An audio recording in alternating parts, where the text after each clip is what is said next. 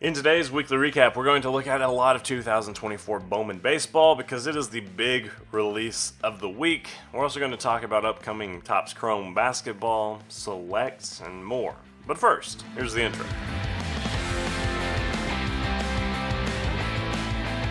Boys, I was gone last week, and I missed all y'all. Hope you missed me. I'm sure without my weekly recap, nobody had any idea what happened in the sports card industry. Where's my face? There it is. Cool.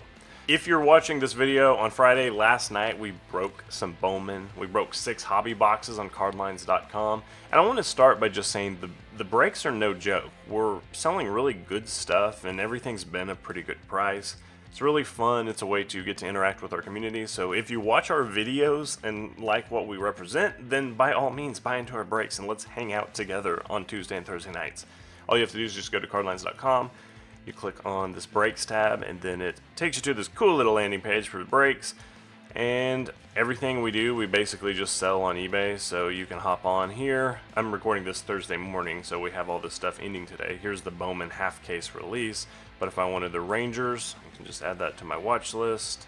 Showing you how eBay works, I don't know. But that's basically where you're going to find all of our breaks, and it's all just streamed live on our YouTube. Not by me, by a more handsome, charming fellow, but he has a less annoying voice too, so that's cool. Anyways, let's talk about 2024 Bowman because it is big this week. Topps has done a lot of stuff with it. And this class, we'll talk in a minute, is not necessarily as exciting, but there's some cool stuff in the class itself. They have these 1955 Bowman anime cards. I don't know if there's one of them in the story. I'm looking. I don't see it. They're 1955 Bowman design, but they have like anime characters. It's been real popular thus far. They're selling for a lot. They're like the case hit SSP. There's several different formats. There's hobby boxes, the HCA jumbo boxes, retail, everything you can name. Dylan Cruz is the big name for the prospects. Jason Dominguez has rookie cards in here.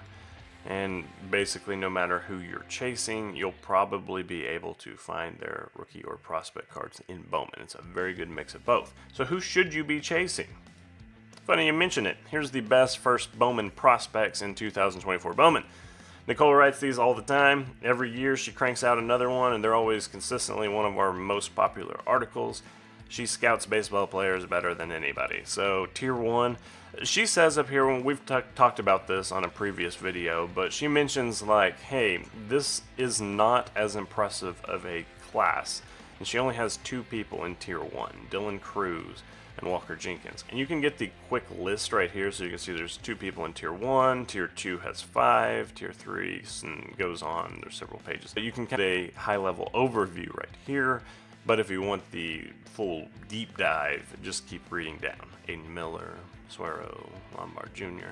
So that is going to be a look at who you're chasing. And if you're overwhelmed by 2024 Bowman or Bowman releases, you're not alone. I never know who I'm looking for, but thanks to people like Nicole who have these comprehensive lists of who you should chase, it makes it easier. And these are a new concept for us, but something that in the limited exposure we've had have done pretty well, a guide to break value. So what it is Craig put together a list that he synthesized what breaks we're selling for like case breaks or box breaks for 2024 Bowman hobby, and comes up with a price that you should pay for a box and a half a case. So it's a target number to shoot for. Obviously there's going to be some variance, but if you can buy either a half case or a box break for the number listed here, then you're doing pretty darn good. So it gives you, you can get lulled into upbidding too much, or you can get some really nice bargains when you're buying into case breaks if you know who to look for. So here's a composite that should help give you a target number. It's harder to put a price tag on a break team. That's what we've tried to do. A pro tip though, if you're buying a CardLines break, spend twice as much because we got to pay the bills, people. So Boston Red Sox, $230. 2023-24 select basketball is already hitting shelves and people are losing their minds over retail Wemby. And supposedly Wembys are hard to find, but I don't know. I'm going to try to find some select and open it myself pretty soon. So it's back May 10th, supposedly. We'll see. And here's everything you need to know. There's not going to be Wembanyama autographs. You're getting boxes that have about the same construction as usual. 3 autographs or memorabilia cards. So you're not guaranteed the 3 autos. That's a bummer. But 12 prisms per box, 1 parallel per pack. You get 60 cards per box. The thing that's nice about Select is there's other $500 to $700 boxes where you get 7 cards total. So it's a lot easier to strike out completely there. So the Select cards look real good. Look at the list of darn parallels. This is insane. We're at the point now where there's too many parallels, and of course this is a list from all formats, but still there's so many numbered parallels that it's like, are the numbered parallels even as attractive as they should be? It's annoying that there are 500 numbered to 99 parallels coming out of this product, and when you just think about that, it's hard to wrap your mind around, and it's dumb. They're trying to wealth, but at some point it's just going to lower everything's value. Anyways, we looked at how much sealed boxes of this stuff are worth over the last few years. So they're currently reselling for $700, or pre-selling rather, but the last few years have come nowhere near that. The hot card right now is 2020-21 with Anthony Edwards, and it's still not selling for anywhere near $700. So I would assume this price will drop some by the time it releases, and just to match demand. The 2018-19 is selling for twice as much, but that's an exception because it's Luke and SGA, Jaren Jackson Jr., a lot of talent in the 2018-19 box draft. Plus it has autographs of all the top talent, and this one does not. 2024 Donruss Racing is coming out. John wrote an article about that. If you're a racing guy, this is a box that's going to be a fun rip. It's not a super expensive rip, but it's one that has a lot of cards. So you get 8 cards per pack and 24 packs per box. 3 autographs or memorabilia cards. A lot of potential, a lot of the big names in the racing game, which I definitely know because I'm a big racing enthusiast. So you can also get rookies, rated rookie racers. It's just rated rookies, but I was trying to get a rebrand going. And then something I mentioned in the Topps video I made last week, but a couple more Topps things. They're making some big changes to redemptions.